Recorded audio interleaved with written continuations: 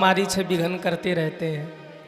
बोली शंकर भगवान की जय हो। हर महादेव हर हर महादेव हर महादेव हर हर महादेव हर महादेव हर हर महादेव हर महादेव हर हर महादेव हर महादेव हर हर महादेव हर महादेव हर हर महादेव हर महादेव हर हर महादेव हर महादेव हर हर महादेव। बोलिए शंकर भगवान की जय हो। कहाँ थे हम लोग? कहाँ थे? तपस्या किस रूप में? व्रत के रूप में।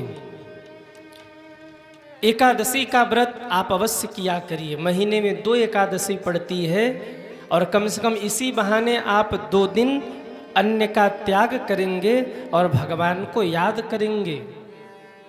31 दिसंबर को पुत्रदा एकादशी है और सज्जनों इस दिन सर्वार्थ योग भी बन रहा है। सर्वार्थ योग का क्या मतलब है? इस दिन अगर आप व्रत रहकर नारायण भगवान का स्मरण करके यदि आप कुछ भी मन में चिंतन करेंगे तो एकादशी मैया आपका पूर्ण कर देंगे। एकादशी मैया सबकी सुनती हैं सज्जनों।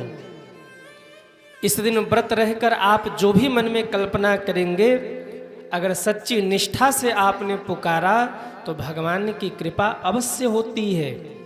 इसका नाम ही है पुत्रदा एकादशी।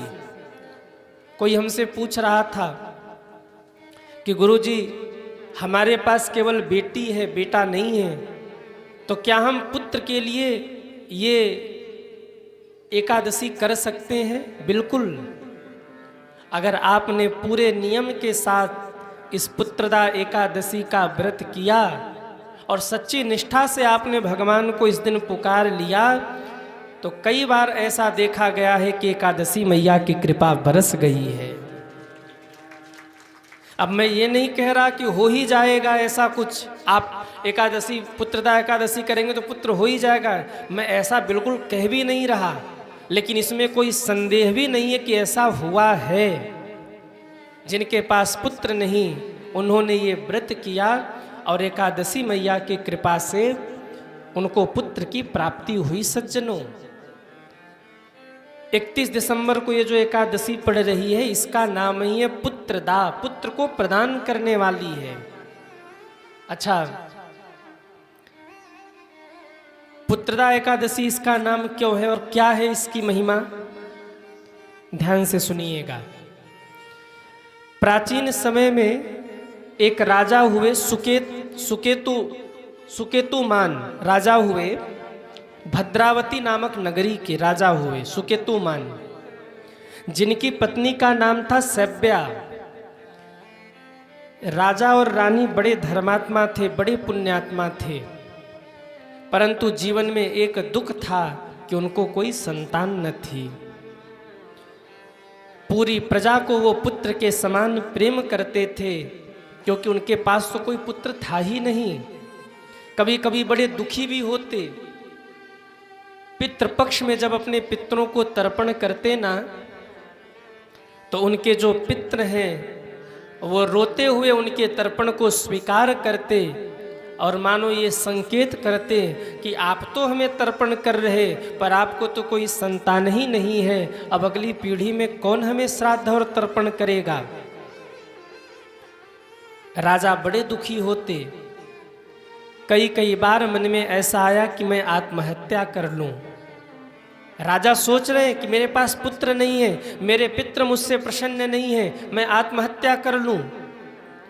परंतु शास्त्र की बात मानकर राजा रुक जाते कि आत्महत्या नहीं करना चाहिए। जीवन में कैसी भी परिस्थिति हो मेरे भाई बहन, कभी आत्महत्या मत करना। क्यों? जो लोग आत्महत्या करते हैं ना उनकी अधोगति होती है। एक तो ये है कि जिस शरीर को भगवान ने हमें दिया है उस शरीर को त्यागने का अधिकार हमको आपको नहीं है। इस शरीर पर हमारा आपका अधिकार नहीं है, इस शरीर पे प्रभु का अधिकार है। तो जिस शरीर को प्रभु ने दिया है उस शरीर को अगर हम बिना प्रभु की आज्ञा के त्याग रहे तो ये महापाप है। न जाने कौन से पाप का दंड आपको इस जीवन में मिल रहा है, और फिर आपने पाप कर लिया तो आप कब तक भुगतेंगे। और आप ये मत सोचना कि फिर अगले जन्म में आप सुखी हो जाएंगे। अगले जन्म में आपकी और दुर्दशा हो जाएगी अगर आपने आत्महत्या कर लिया तो। और शास्त्रोक्त बात एक मैं और आपको निवेदन करूं, यदि किसी की उम्र 50 साल है और 25 साल में उसने आत्महत्या कर लिया ना, मान लो जल के मर गया वो, तो जल के मरते समय जितनी पीड़ा उसको हुई थी, जब तक उसकी आयु है यानी 25 वर्ष जो शेष आयु है, तब तक क्षण क्षण उसको उतनी ही पीड़ा होगी जब वो जल के तड़प के मर रहा था। जैसे किसी ने जहर खा लिया और जहर खा के मर गया, तो जहर खा के मरते समय जितनी पीड़ा उसे हो रही थी ना, आगे 25 साल जब तक उसकी आयु है तब तक वो प्रेत बनकर भटकता रहेगा और वैसे ही तड़पता रहेगा जब वो जहर खा के मर रहा था और तड़प रहा था। वैसी ही पीड़ा होने वाली है। और फिर इसके बाद वो नरकगामी होता है, और फिर उसके बाद अगले जन्म में उसको फिर कुछ और कीड़ा मकोड़ा बना के भेजा जाता है जो नाना प्रकार का दुख सहते हैं। आपने कई बार ऐसा देखा होगा, कई जीव जंतु होते हैं तड़प रहे होते हैं, प्राण नहीं निकलता है। कुछ ऐसा प्रारब्ध है जो वो काट रहे हैं, इसलिए जीवन में कभी भी आत्महत्या नहीं करना चाहिए। जीवन में यदि आपने आत्महत्या किया तो ये महापाप है। और आपके हाथों से अगर किसी का वध हुआ, किसी की मृत्यु हुई, तो ये भी महापाप है। समय रहते उसका प्रायश्चित करिए, नाम जप करिए, नहीं तो जैसे आपने तड़पा के किसी को मारा है, ऐसे ही वो किसी न किसी रूप में आकर आपसे बदला जरूर लेगा। दहेज के कारण कई बार लोग मार देते हैं बहू को। 5 लोगों ने मिलकर अगर बहू को मारा है ना, तो वो बहू भी विधान है भगवान का, किसी न किसी रूप में आएगी और वैसे ही मारेगी जैसे 5 लोगों ने मिलकर मारा है।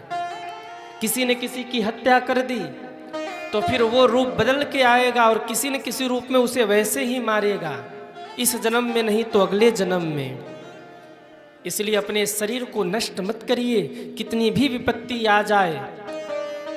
अगर आपने आत्महत्या की सोच ली, आत्महत्या कर लिया, तो समझ लीजिए कि आपने परमात्मा के विधान का खंडन कर दिया। परमात्मा के विधान का खंडन कर दिया आपने।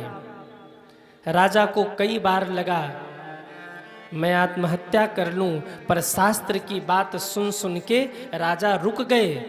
मेरे भाई बहन, कथा सुनना क्यों जरूरी है? आप यहाँ कथा सुनने बैठे हो ना, बहुत लोग आपको ये कह रहे होंगे ये सब तो पागल हैं, 3 घंटे फालतू जाके कथा में बैठे हैं। आप पागल नहीं हो? अच्छा, पागल हो क्या आप लोग? कहिए, कितने लोग पागल हैं? हाथ उठाओ। वाह, सब सोच रहे महाराज क्या बात कर रहे हैं, हम अपने आप को पागल कहेंगे? आप समझे हो कि हम मसौली वाली पागल है? नहीं नहीं, आप लोग पागल नहीं हैं। पर कई लोग सोच रहे होंगे ये सब के सब मूर्ख हैं। देखो, महाराज कथा सुना रहे हैं और ये सब 3 घंटे फालतू जाके कथा में बैठे हैं। आप फालतू नहीं बैठे हैं। जब आप सत्संग करते हैं, जब आप कथा सुनते हैं, तो आपका विवेक जागृत होता है और आपको शास्त्रों की बातों का ज्ञान होता है और आप जीवन जीना सीख जाते हैं। कई भक्त आके ऐसा कहते हैं, गुरुजी हम तो मरने जा रहे थे, लेकिन मरने से पहले आपकी कथा मिल गई यूट्यूब पे, और जब कथा सुना तो जीने का संबल मिला और मरने का इरादा बदल दिया और आज आपके सामने आकर बैठे हैं। एक आयोजक थे, उन्होंने मेरी कथा करवाई। हमने पूछा कि भाई हम तक कैसे पहुंच गए? बोले गुरुजी बहुत परेशान थे जिंदगी से, मरने जा रहे थे, सोच लिया कि आज शाम को आत्महत्या कर लूंगा। पत्नी को नहीं बताया, बच्चों को नहीं बताया, कमरे में लेटे थे, मोबाइल चला रहे थे, एक वीडियो दिख गई आपकी, सुनना शुरू किया और कुछ ऐसी बातें हृदय को छू गई कि बस वही मैंने तुरंत कहा कि नहीं, अब आत्महत्या नहीं करना। रोने लगे इतना कहते कहते। और ऐसे एक भक्त नहीं होते, ऐसे अनेकों भक्त हैं जो संतों की वाणी सुन सुन करके अपने जीवन को बदल लेते हैं। इसलिए जरूरी है कथा सुनना। आपके बच्चे कथा सुन रहे हैं ना, ये मत सोचना कि ये फालतू के यहाँ बैठे हैं। भले ही उधम कर रहे, भले ही बीच बीच में हल्ला मचा देंगे, पर कहीं ना कहीं अगर एक शब्द भी उनके हृदय में बैठ गई ना, एक भी वाक्य उनके अगर हृदय में बैठ गया, एक भी लाइन अगर उनके हृदय में बैठ गई, तो उनका जीवन बदल जाएगा और आपका बुढ़ापा सुधर जाएगा। कल जो कुशीनगर से आए थे डॉक्टर साहब, वो कह रहे थे गुरुजी ये जो हमारा पोता है ना, जब से आपकी कथा हुई 2 चीज सीख लिया है ये। किसी का भी फोन आए तो पहला काम करेगा जय सिया राम और प्रणाम। हल्लो हाय करना इसने छोड़ दिया। मुझे बड़ी प्रसन्नता हुई। वो कह रहे थे अगर दिन में 5 बार भी मुझे फोन करेगा तो पहला काम दादा जय सिया राम प्रणाम। ये कथा का प्रभाव है। माताओं से भी निवेदन, आप ये जो रोटी बनाते बनाते कान के पास मोबाइल लगा के बहन के घर का बंटवारा कराती रहती हो, हाँ बहन कर ले बंटवारा, हम है ना, बंद करो। भोजन बनाते बनाते मोबाइल में कथा चलाकर रख दीजिए, कथा चलने दीजिए, भोजन बना लीजिए, 3 घंटे की कथा भी सुन लीजिएगा और घर का काम भी हो जाएगा। हजारों भक्त ऐसे हैं जो यूट्यूब पे भी सुन रहे, मैं उनको भी कह रहा, आपको भी कह रहा, हजारों भक्त ऐसे हैं, ये जो कथा हो रही है ना, हजारों भक्त ऐसे हैं जो प्रतिदिन ये कथा सुनते हैं। उनका नियम है, एक दिन कथा न मिले तो पागल हो जाते हैं, इनके पास मैसेज करने लगेंगे कथा लाइव क्यों नहीं चल रही, गुरुजी हैं कहाँ। हजारों भक्त ऐसे हैं जो सुबह सुबह घर में मोबाइल चलाकर रख देते हैं, और करना ही क्या है, वारे मोबाइल, यूट्यूब चलाया, शशिकांत महाराज कथा आ गई, कथा अब लगा के रख दिया, घर में भोजन बना रही, कथा चल रही है। हजारों भक्त ऐसे हैं जो प्रतिदिन कथा सुनते, उनका नियम है 3 घंटे की पूरी कथा सुनेंगे। उनको पूछा जाए कि मैंने बाराबंकी मसौली की कथा में तीसरे दिन क्या बोला था, उनको पता होता है कि गुरुजी आप ये बोले थे। कई बार पति पत्नी की कोई ऐसी बात हो जाए और पति पत्नी दोनों आ जाए, तो पति या पत्नी कोई एक दूसरे की खिंचाई करते हमारी बात को लेकर, गुरुजी आपने कहा था कि पत्नी को पति की सेवा करनी चाहिए पर ये करती नहीं है। अब लो शुरू हो गई नई कथा। तो ऐसे हजारों भक्त हैं जो प्रतिदिन कथा सुनते हैं। मेरा निवेदन, मैं ये नहीं कहता कि मेरी कथा सुनिए, शायद मैं ये कहूँ तो आपको लगेगा गुरुजी स्वार्थवश कह रहे हैं, पर मैं आपसे कहूँ जो संत आपको अच्छे लगते हैं आप उनकी कथा सुनिए, पर इस ब्राह्मण बालक को यही दक्षिणा दीजिए कि कथा जरूर सुनिए आप। ये मैं अपने लिए नहीं कह रहा हूँ, यदि आपके बच्चों का भविष्य सुधर जाएगा, आपका जीवन सुधर जाएगा, तो शशिकांत महाराज को क्या मिलेगा। मैं तो 7 दिन कथा करके चला जाऊंगा ना, मुझे तो फुर्सत भी नहीं मिलता कि मैं ये भी देख सकूं कि जहाँ कथा हुई थी वहाँ क्या चल रहा है। कभी कभी शायद टाइम मिल जाए तो टाइम मिल जाए, लेकिन यदि इस कथा को सुनकर आप में से किसी एक की भी जिंदगी बदल गई तो मुझे केवल इतना मिलेगा कि आपकी जिंदगी बदली और मेरा कथा गाना सार्थक हो गया। जो भी आपको संत अच्छे लगे उनकी कथा सुनिए। जब आप कथा सुनेंगे ना तो जीवन जीने आ जाएगा आपको।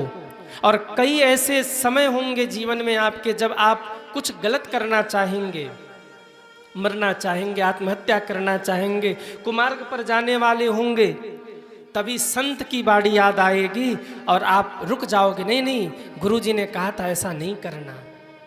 आप अपराध से बच जाएंगे, आप पाप से बच जाएंगे, आपका जीवन बर्बाद होने से बच जाएगा। राजा सुकेतुमान मरने वाले थे, पर बार बार संतों की वाणी याद करके रुक जाते, शास्त्रों की वाणी याद करके रुक जाते। एक दिन जंगल में घूमने गए तो वहाँ एक ऋषि मिले, उनको प्रणाम करके चरणों में बैठकर रोने लगे। याद रखिएगा, जीवन में कभी रोने का अवसर मिले ना तो दुनिया वालों के सामने मत रोना। हम गलती क्या करते हैं, जब जीवन में दुख आए तो हर किसी के सामने घूम घूम के रोते हैं। मेरा निवेदन है, जब जीवन में दुख आए तो संसार के सामने मत रोना, अगर रोना ही है तो गुरु और भगवान के सामने रोना। दुनिया के सामने आप रोएंगे, ये दुनिया वाले पीठ पीछे आपका मजाक बनाएंगे। दुनिया वालों के सामने आप अपने दुख को कहोगे ना तो आंखों के सामने वो दो बूंद आंसू बहाएंगे। ध्यान से सुनिए, जब दुनिया के सामने आप अपने दुखड़े को रोएंगे तो आंखों के सामने दो बूंद आंसू बहाएंगे और पीठ पीछे आपका मजाक बनाएंगे। इसलिए रोना ही है तो दरवाज़ा बंद करके दीवार की तरफ मुख करके रो लेना, पर इन दुनिया वालों के सामने रोने मत जाना। मंदिर में चले जाना, भगवान के सामने मुख करके रो लेना, पर इन दुनिया वालों के सामने मत रोना। इसीलिए मैं कहता हूँ, आपने हंसने के लिए बहुत से स्थान बनाए, पर एक ऐसा स्थान बनाइए जहाँ जाकर आप रो सकिए। और वो स्थान संसारियों का नहीं होना चाहिए, वो स्थान गुरु का होना चाहिए, संत का होना चाहिए, या फिर भगवंत का होना चाहिए। हर किसी के सामने मत रोइए। संसार के सामने रोएंगे, दुनिया के लोग आपका मजाक बनाएंगे पीठ पीछे। और गुरु के सामने जब आप जाकर के रोएंगे तो गुरुदेव मजाक नहीं बनाएंगे, कुछ ऐसा बोल जाएंगे कि हंसते हंसते दुख सहने का सामर्थ्य आपके भीतर आ जाएगा। इसलिए रोना है तो गुरु के सामने जाकर के रोना। गुरुदेव आपका मजाक नहीं बनाएंगे, गुरुदेव कुछ ऐसा बोल जाएंगे कि आप हंसते हंसते दुख को सह लेंगे। इसीलिए जीवन में गुरु होना चाहिए। मैं कई बार निवेदन करता हूँ, अगर जीवन में गुरु नहीं तो कहाँ जाकर के आप रोएंगे, किससे अपने हृदय की बात कहेंगे। कोई तो द्वार ऐसा हो जहाँ जाकर आप खुलकर कुछ बोल सकिए, अपने हृदय की बात कह सकिए। और वो स्थान होना चाहिए सदगुरु का, वो स्थान होना चाहिए गुरु का, संसार का नहीं। गुरु न मिले तो मेरा फिर निवेदन, दरवाज़ा बंद करके किसी घर के कोने में जाकर रो लेना, पर दुनिया वालों के सामने रोने मत जाना। ये दुनिया बड़ी गजब है सज्जनों। सुकेतु मान राजा ऋषि के चरणों में गिरकर रो पड़े। ऋषि ने पूछा, क्यों रो रहे हैं? ये शास्त्र की कथा मैं आपको सुना रहा हूँ। सुकेतु मान राजा ने कहा, गुरुदेव मेरे पास पुत्र नहीं है। ऋषि कहते, तुम क्यों रो रहे हो?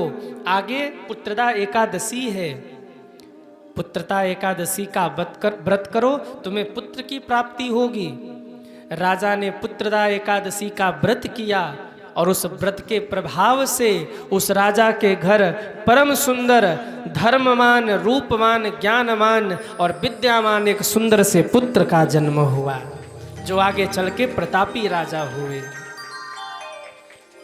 इस पुत्रदा एकादशी की ऐसी महिमा है सज्जनों। स्वयं भगवान श्री कृष्ण अपने मुख से युधिष्ठिर को कहते, युधिष्ठिर ये पुत्रदा एकादशी कैसी है? पुत्रया नाम नामना च सर्व पाप हरा परा।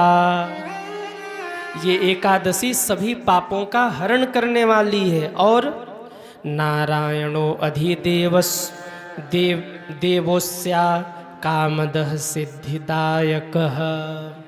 ये पुत्रदा एकादशी सभी कामनाओं को पूर्ण करने वाली है, सब कुछ प्रदान करने वाली है।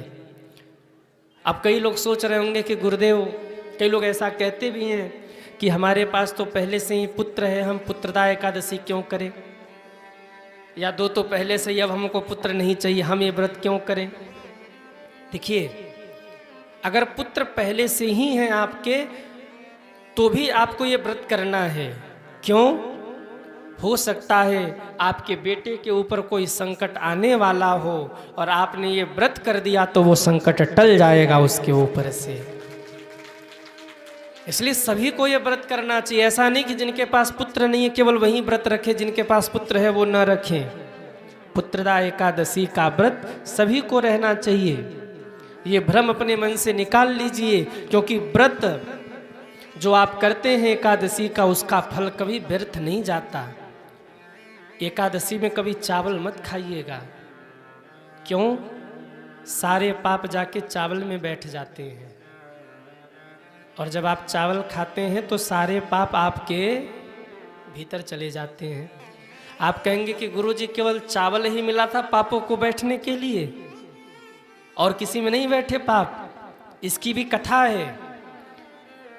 भगवान के हृदय से जब एकादशी मैया प्रकट हुई तो कहते हैं कि एकादशी मैया ने पापों को नष्ट करना शुरू किया, क्योंकि एकादशी मैया प्रकट ही हुई थी पापों को जलाने के लिए। सारे पाप भागे भगवान की शरण में कि प्रभु एकादशी तो हमें नष्ट कर देंगी, और हमारे बिना पुण्य की भी महिमा नहीं है, धर्म की भी महिमा नहीं है।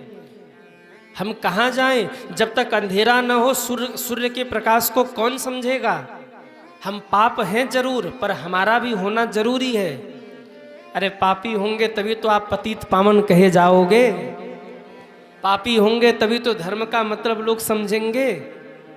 प्रभु हमें बचा लीजिए। भगवान को दया आई, भगवान ने कहा जाके अन्न में बैठ जाओ, और एकादशी के दिन जो भी अन्न खाएगा तुम सब पाप अन्न के द्वारा उसके भीतर प्रवेश कर लेना।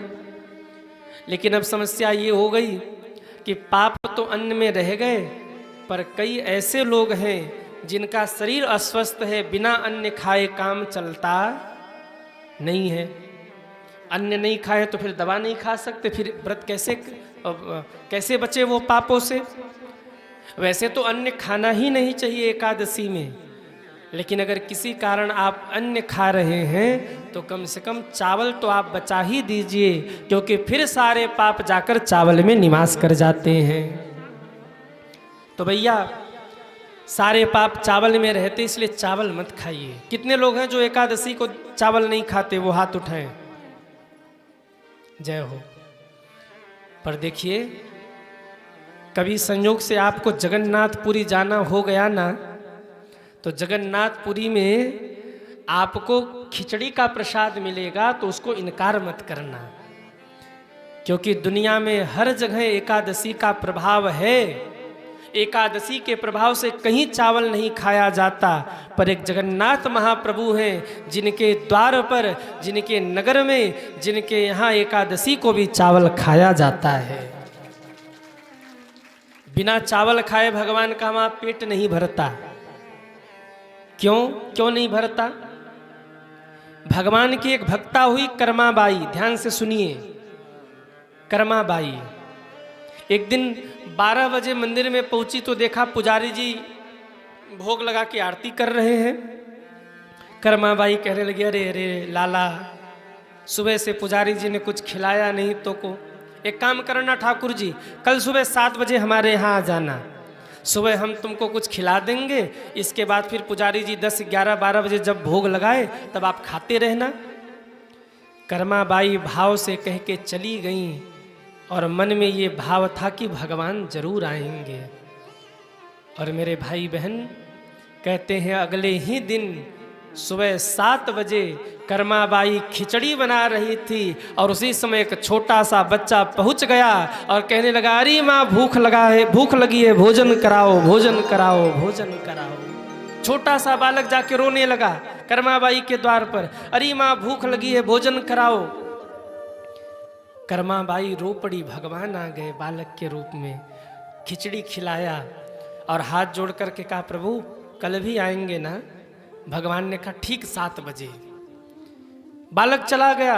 दूसरे दिन फिर 7 बजे आ गए भगवान, अरे जल्दी करमा, हमें जाना है, जल्दी करमा, अरे थोड़ी जल्दी करमा। उनका नाम कर्मा नहीं था, पर भगवान आके बैठ जाते और कहते जल्दी करमा। माता भोजन बना रही हो तो बच्चा बैठ के कहता, अरे माँ जल्दी करो, भूख लगी है। कहता है कि नहीं? अरे हाँ या ना? भगवान कहने लगे जल्दी कर माँ, जल्दी कर माँ, जल्दी कर माँ, तो उनका नाम पड़ गया कर्मा। बोलिए कर्मा मैया की जय हो। रोज भगवान आते। एक दिन एक महात्मा जी जा रहे थे, सुबह 7 बजे कर्माबाई बर्तन धुल रही थी। महात्मा ने पूछा कि तू 7 बजे बर्तन धुल रही है सुबह सुबह? बोले हाँ, वो सुबह सुबह ठाकुर जी आते हैं ना, जल्दी से भोजन कराना होता है। महात्मा ने कहा तू भगवान को ऐसे भोजन कराती है, बिना नहाए, अशुद्धि से, बिना वस्त्र बदले? अरे सुबह उठ के नहाया कर, फिर भोजन बनाया कर। कर्माबाई ने कहा बाबा मुझे नहीं पता कि भगवान को कैसे भोग लगाते, बताओ ना। अब महात्मा ने अपना पूरा प्रवचन किया। सुबह उठो, बुहारी लगाओ, बर्तन साफ करो, रसोई पोछो, शुद्ध पवित्र वस्त्र धारण करो, रुच रुच भोग बनाओ और ठाकुर जी की थाली में सजाओ। 10 मिनट तक आंख बंद करके ध्यान लगाओ, फिर ठाकुर जी को खिलाओ। ठीक है प्रभु, कल करेंगे। अगले दिन कर्माबाई उठी, पूरे घर में सफाई किया, बर्तन धोकर पवित्र किया।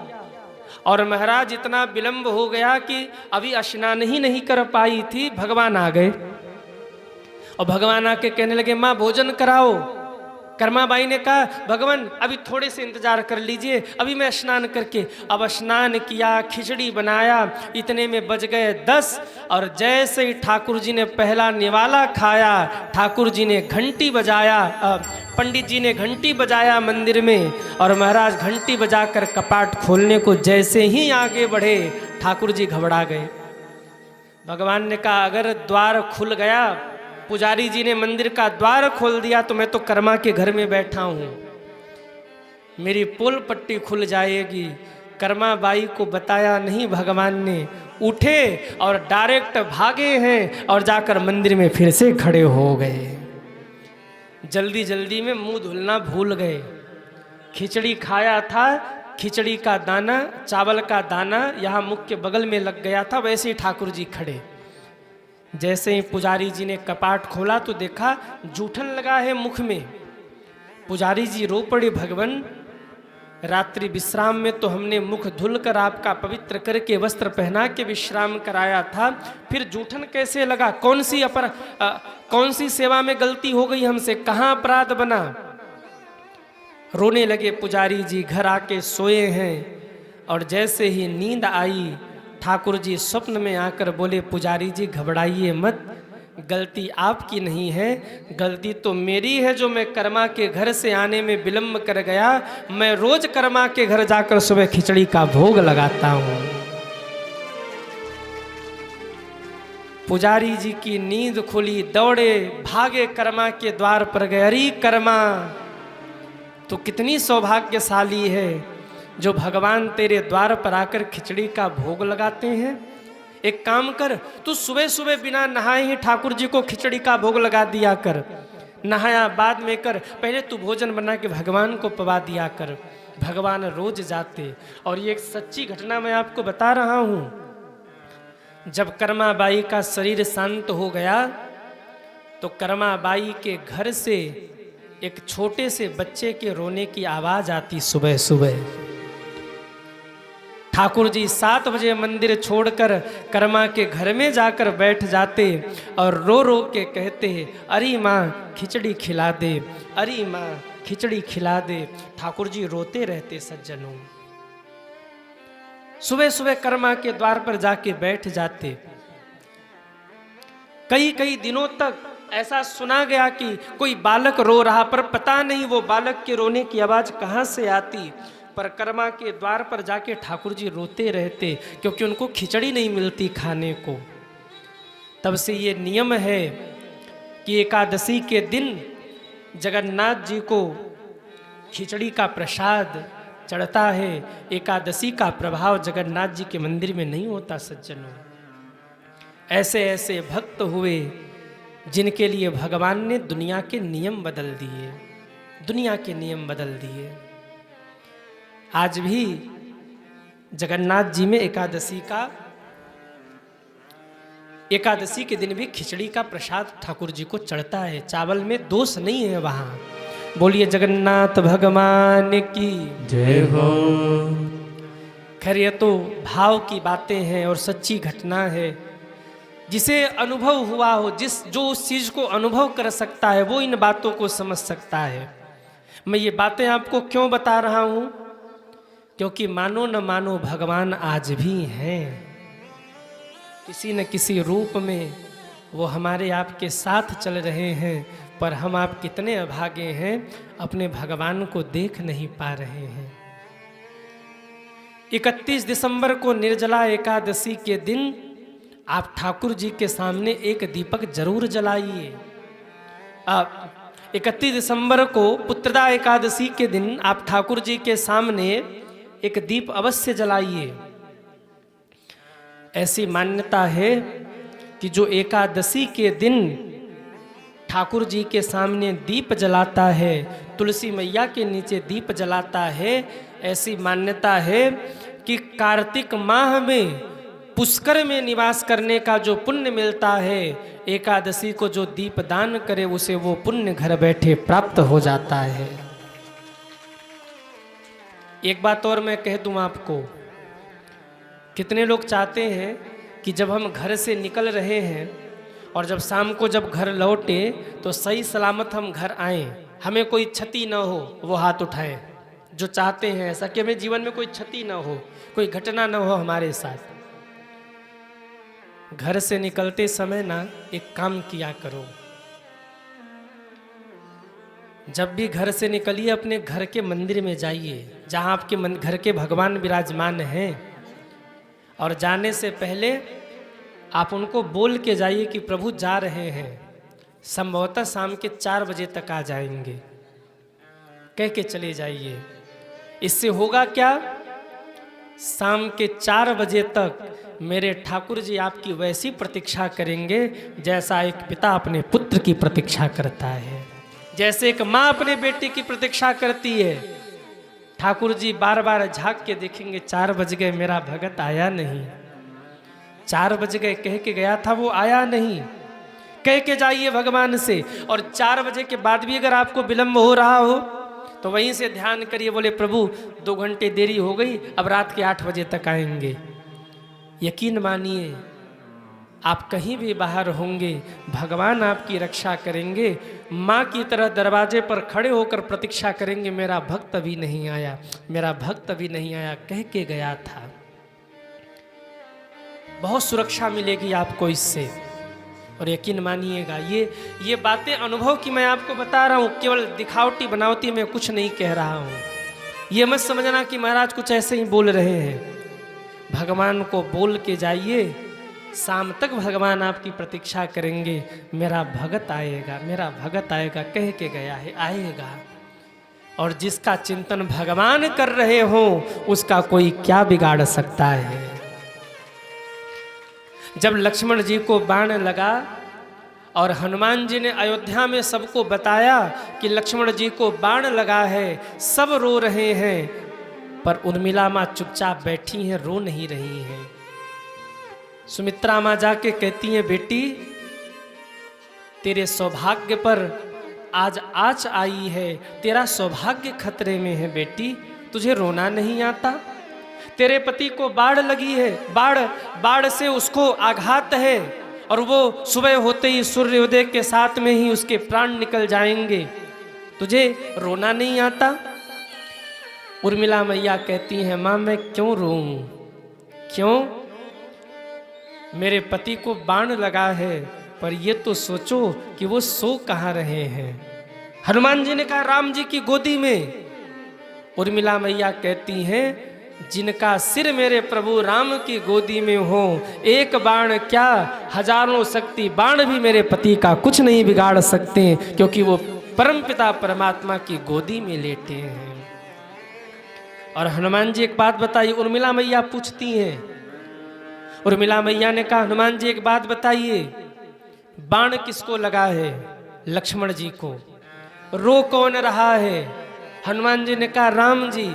उर्मिला मैया फिर पूछती हैं, सो कौन रहा है? बोले लक्ष्मण जी। उर्मिला मैया फिर पूछती हैं, हनुमान जी जिसको चोट लगती है वो रोता है कि सोता है? अब हनुमान जी चुप हो गए। जब उर्मिला माँ ने पूछा कि हनुमान जी बताइए, जिसको चोट लगती है वो रोता है कि सोता है? हनुमान जी चुप हो गए। फिर उर्मिला माँ ने कहा बोलिए ना हनुमान जी, क्यों चुप हो गए? हनुमान जी ने कहा माँ, वो तो रोता है, जिसको चोट लगे वो रोता है। उर्मिला माँ ने फिर पूछा तो रो कौन रहा है? बोले राम जी। सो कौन रहा है? बोले लक्ष्मण जी। तब उर्मिला मैया कहती हैं अगर राम रो रहे हैं और मेरे नाथ लखन सो रहे हैं, इसका मतलब बाण लखन को नहीं, बाण तो राम जी को लगी है।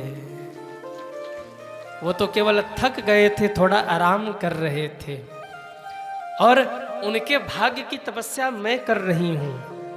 वो वहाँ सो रहे हैं तो मैं यहाँ जग रही हूँ, उनकी तपस्या भंग नहीं होने दूंगी मैं। हम पति पत्नी का ये संकल्प था कि पूरे वन की यात्रा में अगर वो जंगल में रह के नहीं सोएंगे तो मैं घर में रह के नहीं सोऊंगी। अगर वो सो भी रहे हैं तो मैं अर्धांगिनी हूँ उनकी, मैं उनकी ओर से तपस्या कर रही हूँ। आप निश्चिंत हो के 2-4 दिन रुक के भी जाएंगे तो भी मेरे पति को कुछ होने वाला नहीं है। घर से जब भी निकलिए भगवान को बोल के जाइए। कभी कभी कथा करते करते इतनी बातें मन में आती हैं ना, होता है क्या क्या सुना दे, ये भी सुना दे, वो भी सुना दे। पर जब कभी कभी घड़ी की तरफ देखता हूँ तो ये घड़ी कहता है कि अब महाराज बस भी करो। क्यों? भोले बाबा वहाँ इंतजार कर रहे हैं।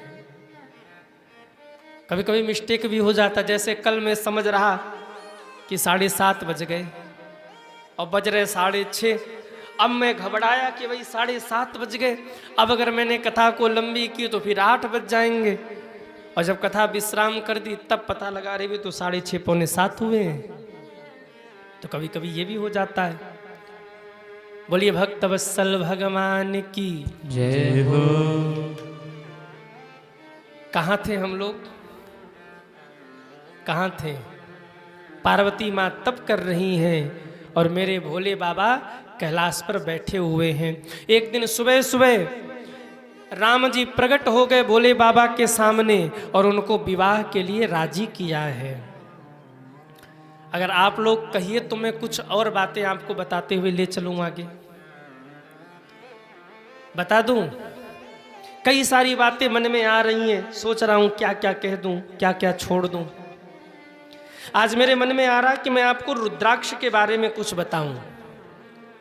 रुद्राक्ष की माला जो आप धारण करते हैं उसके बारे में मैं बताऊं, तो आप अगर सुनना चाहें तो मैं कुछ उद्बोधन करूं। कितने लोग सोच रहे हैं कि हम शिव विवाह की ओर चलें? वो हाथ उठाएं। जय हो। बहुत लोग सोच रहे हैं, तो चले कि कुछ बताते चले? आप लोग कंफ्यूज हो गए हैं। महाराज अब बैठ गए हो, जो सुनाओगे हम तो सुन ही लेंगे, और भाग भी नहीं सकते, भागने का जगह भी नहीं बचा आज। भले ही आप 11 बजे सुनाओ, हम यहीं सो जाएंगे पर भाग भी नहीं पाएंगे। अब भागेंगे तो धक्का देके भागना पड़े, हट तू हट, तू हट, तू भी हट। ये जो बीच में माताएं बैठ गई ना, इनकी बड़ी उलझन है। ये तो उठ के जा भी नहीं सकती बेचारी। ये उठने की कोशिश करेंगे तो पड़ोसन पकड़ के दबा देगी, कहाँ डिस्टर्ब, बैठ जा, बैठ बैठ बैठ। वैसे बहुत अच्छे श्रोता हैं आप लोग। देखो पीछे तक सब बैठ के सुन रहे, ताली बजाओ अपने लिए एक बार। बोलिए शंकर भगवान की जय हो। सुबह सुबह राम जी कैलाश पर प्रकट हुए और शिव जी को विवाह के लिए राजी किया। सज्जनों, शिव जी और राम जी में कोई अंतर नहीं है। शिव जी और राम जी में कोई अंतर नहीं है। वो गाते हैं ना, हरि हर एक है दोनों, न ये कम है ना वो कम है। हरि हर एक है दोनों, ना ये कम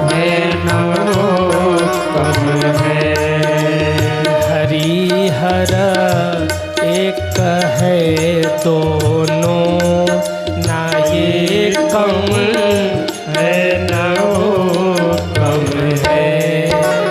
हरि हरि एक है दोनों, ना ये कम है ना वो कम है। जरा उठाइए दोनों हाथों को, हरि बोल। हे महादेव।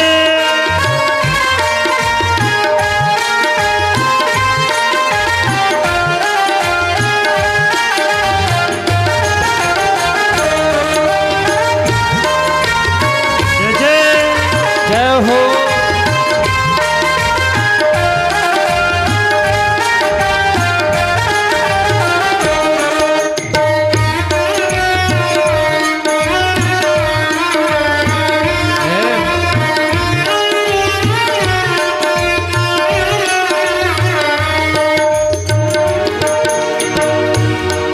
ये रहते हिमालय पर, वो रहते क्षीर सागर में।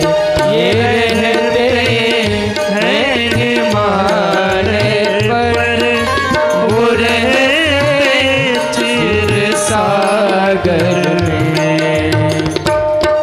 ससुर घर दोनों रहते हैं, ससुर घर दोनों रहते हैं। ना ये कम है ना वो कम है।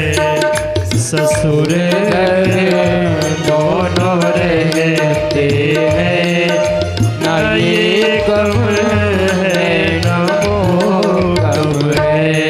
हरि हर एक है दोनों, ना ये कम है ना वो कम है।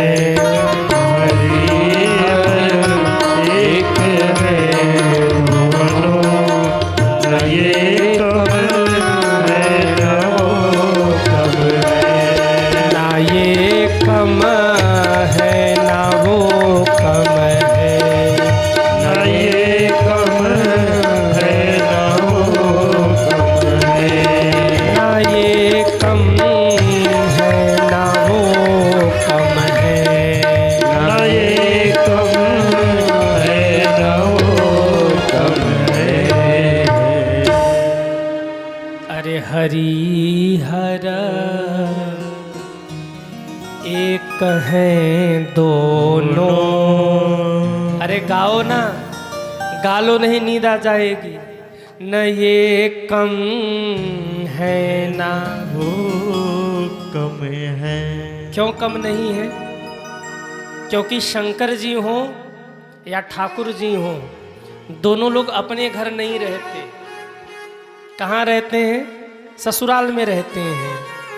कैसे? ये रहते हैं हिमालय पर, वो रहते क्षीर सागर में। हिमालय कौन है? पार्वती जी के पिताजी हैं। और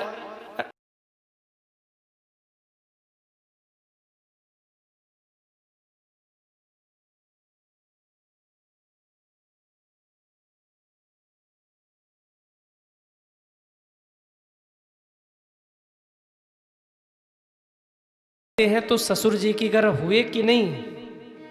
बात समझ में आ रही है? और भगवान विष्णु कहाँ रहते हैं? क्षीर सागर में। लक्ष्मी जी कहाँ से प्रकट हुई? सागर से। और शंकर जी भगवान विष्णु रहते हैं क्षीर सागर में। तो सागर सागर भाई, और विष्णु जी रहते क्षीर सागर में। तो बताओ ससुराल में है कि नहीं? ससुर घर दोनों रहते हैं, न ये कम है न वो कम है। अच्छा, दोनों लोग ही ऐसे हैं जो अपने ससुर जी पे गुस्सा किए। दोनों लोगों ने अपने ससुर जी पे गुस्सा किया। कैसे? भगवान शंकर ने ससुर जी का सिर ही कटवा दिया। जब क्रोधित हुए तो कल की कथा में आया ना, दक्ष का सिर कटवा दिया। और राम जी जब गुस्से में आए, ठाकुर जी जब गुस्से में आए तो बाण लेके खड़े हो गए, बोले समुद्र को सुखा डालूंगा। हुआ कि नहीं? तो न ये कम है ना वो कम है। शिव जी और राम जी में अंतर नहीं है। मेरे महादेव को रुद्राक्ष अति प्रिय है और भगवान विष्णु को तुलसी अति प्रिय है। किसी ने हमसे प्रश्न किया है कि गुरुजी क्या रुद्राक्ष और तुलसी साथ में पहन सकते हैं? क्या रुद्राक्ष धारण करने वाले को तुलसी धारण करना चाहिए और क्या तुलसी धारण करने वाले को रुद्राक्ष धारण करना चाहिए? आप में से बहुत लोग ऐसे होंगे जिनके मन में ये प्रश्न होगा। ध्यान से सुन लीजिए, आपके प्रश्नों का उत्तर मिलेगा। भगवान शंकर को रुद्राक्ष प्रिय है और भगवान विष्णु को तुलसी प्रिय है। आप क्या समझते हैं? शंकर जी और विष्णु जी अलग हैं? ब्रह्मा विष्णु महेश ये तीनों एक ही हैं। आप आरती गाते हो ना, ब्रह्मा विष्णु सदा शिव ये तीनों एका, ओम जय शिव ओमकारा। आज इस आरती का भी आपको सही अर्थ में बताऊंगा कि आरती क्यों बनी और क्यों गाई जाती है। लेकिन सुनिए, ब्रह्मा विष्णु और महेश ये तीनों एक ही हैं। शिव महापुराण के अनुसार भगवान शंकर ने प्रेरित करके भगवान विष्णु को प्रकट किया और भगवान विष्णु के नाभि से उनके ही अंश ब्रह्मा जी प्रकट हुए और फिर लीला करने के लिए भगवान शंकर ब्रह्मा जी के दोनों नेत्रों के बीच से प्रकट हुए। भगवान शिव स्वयं लीला करने के लिए। तो ये तीनों एक ही हैं। बहुत से लोग रुद्राक्ष की माला पहनते हैं और बहुत से लोग तुलसी की माला पहनते हैं। कुछ लोग तो यहाँ तक भी कहते हैं कि तुलसी की माला सकारात्मकता बढ़ाती है और रुद्राक्ष की माला नकारात्मकता को नष्ट करती है। दोनों एक साथ पहन लेंगे तो प्लस माइनस 60 कर जाएगा। एक भक्त ने हमसे ऐसे ही कहा, बोले गुरुजी 60 कर जाएगा, प्लस माइनस दोनों मामला बिगड़ जाएगा। देखिए, एक संत हुए हमारे यहाँ पूज्यपाद धर्म सम्राट स्वामी करपात्री जी महाराज। आप लोगों ने स्वामी करपात्री जी महाराज जी का नाम सुना होगा। बड़े अद्भुत संत हुए। वो तुलसी और रुद्राक्ष दोनों एक साथ धारण करते थे सज्जनों। तुलसी की माला भी धारण करते थे, रुद्राक्ष की माला धारण करते थे। और मैं अगर शास्त्र की बात करूं तो पद्म पुराण में ऐसा लिखा है कि आप तुलसी और रुद्राक्ष दोनों ही माला धारण कर सकते हैं, उसमें कोई दिक्कत नहीं है। तुलसी पहनने वाले रुद्राक्ष पहन सकते हैं और रुद्राक्ष पहनने वाले तुलसी की माला पहन सकते हैं, उसमें कोई दिक्कत नहीं है। पद्म पुराण में ये श्लोक आया, ये कंठ लग्न तुलसी नलिनाक्ष माला जय वै ललाट पटले लस दुर्ध पुंड्रा, ये बाहुमूल परिचिन्हित शंख चक्र ते वैष्णवा भुवन मासु पवित्रयन्ति। वैष्णव कौन है? भक्त कौन है? वैष्णव भक्त। गले में तुलसी हो, रुद्राक्ष हो, माथे पर उर्ध पुंड लगा हो, तिलक लगा हो और भुजाओं पर शंख चक्र का चिन्ह बना हो। कभी कभी हमने महात्माओं का भी संकेत किया तो हमने देखा कि महात्मा लोग हाथ में वो चंदन घोलकर माथे पर लगाते हैं और फिर उसी को दोनों हाथ में लगा करके भुजाओं पर लगा लेते हैं। ये क्या है? ये भगवान का चिन्ह है। शंख चक्र धारण करते हैं। ऐसा कहा गया शास्त्रों में कि अगर आप रुद्राक्ष और तुलसी की माला साथ में भी धारण करते हैं तो शास्त्र में इसकी कोई मनाही नहीं है, आप धारण कर सकते हैं। अब ये सुन लीजिए कि रुद्राक्ष धारण करने के फायदे क्या हैं। जो लोग भी रुद्राक्ष धारण करते हैं वो ध्यान से सुनिए मेरी एक एक बात को। जो लोग भी शाम को रुद्राक्ष धारण करते हैं ना, दिन भर के सारे पाप जो उन्होंने किए हैं वो सब पाप जल करके नष्ट हो जाते रुद्राक्ष धारण करने से। शास्त्रों का कहना है जिन्होंने दिन में रुद्राक्ष धारण किया, सुबह सुबह रुद्राक्ष धारण किया, पूरी रात में मनसा वाचा कर्मणा यदि किसी प्रकार का किसी के प्रति कोई अपराध बना हो तो रुद्राक्ष धारण करते ही सुबह सारा पाप नष्ट हो जाता है। यानी शाम को रुद्राक्ष पहना तो दिन भर के सारे पाप नष्ट, और सुबह रुद्राक्ष पहना तो शाम से लेकर पूरी रात में यदि कोई भी अपराध बना हो मनसा वाचा कर्मणा तो वो अपराध भी नष्ट हो गया। और फायदा सुनिए, जो भी रुद्राक्ष की माला धारण करके नमः शिवाय भाव से बोल दे शंकर जी की कृपा उसको प्राप्त हो जाती है। रुद्राक्ष धारण करने वाले के ऊपर महादेव की कृपा होती है। जो लोग मानसिक रूप से अशांत रहते हैं, जिनके जीवन में बहुत तनाव है, एकाग्रता नहीं है, आत्मविश्वास की कमी है, उनको चाहिए कि वो रुद्राक्ष की माला धारण करें। जो लोग भी रुद्राक्ष की माला धारण करते हैं उनका आत्मविश्वास बढ़ता है, उनके जीवन में आध्यात्मिक शक्ति का विकास होता है जो रुद्राक्ष की माला धारण करते हैं। जो लोग जिनके जीवन में बहुत नकारात्मक शक्तियां परेशान कर रही हैं उनको भी चाहिए कि वो रुद्राक्ष की माला धारण करें। जब आप रुद्राक्ष की माला धारण करते हैं तो बुरी वृत्तियां, नकारात्मक शक्तियां आपसे दूर हो जाती हैं, शरीर का संतुलन बना रहता है, कार्य क्षेत्र में लाभ मिलता है रुद्राक्ष के धारण करने से। जीवन में यदि ग्रह विपरीत हो तो वो सारे ग्रह अनुकूल हो जाते हैं केवल रुद्राक्ष की माला धारण करने से। शास्त्रों में ऐसी व्याख्या है, जिनका स्वास्थ्य ठीक नहीं रहता है उन्हें रुद्राक्ष की माला जरूर धारण करनी चाहिए। आपको पता है रुद्राक्ष कैसे प्रकट हुआ? कहिए, नहीं पता? रुद्राक्ष का प्रागट्य शिव जी के नेत्र से हुआ। एक बार शंकर जी आंख बंद करके बैठे थे और आंख बंद करके राम जी का ध्यान कर रहे थे। ध्यान करते करते मेरे महादेव रोने लगे, राम जी को याद करके मेरे प्रभु रोने लगे, और जैसे ही महादेव रोए आंख से आंसू निकला है, निकल करके धरती पर गिरा, रुद्राक्ष का प्रागट्य हो गया। सज्जनों,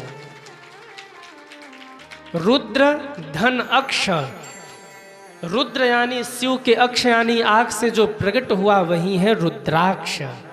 ये राम जी और शिव जी के प्रेम का एक दर्शन है। शिव जी राम के प्रेम में रोए थे और रुद्राक्ष का प्रागट्य हो गया। सज्जनों, एक और मैं उपाय आपको बता दूं।